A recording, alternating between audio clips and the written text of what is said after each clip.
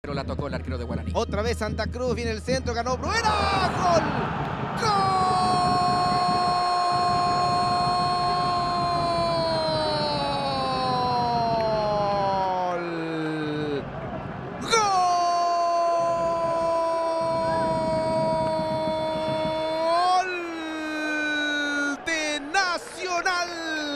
Gol del tricolor, quiere la punta, no quiere saber nada de compañía. Es egoísta el tricolor, la academia muestra el camino de la victoria. La pelota quieta al centro de Santa Cruz, cabezazo de Brura, que ya había avisado un par de veces. Gana la academia sobre 32 minutos.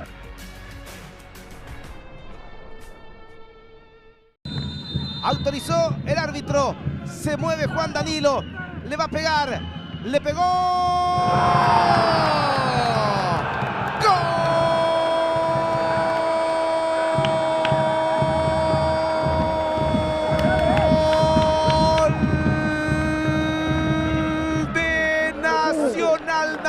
Nacional, gol de la academia, gol del tricolor con clase de penal. Juan Danilo descoloca a Aldo Pérez, que se jugó tarde, aumenta la diferencia el conjunto tricolor sobre 4 minutos.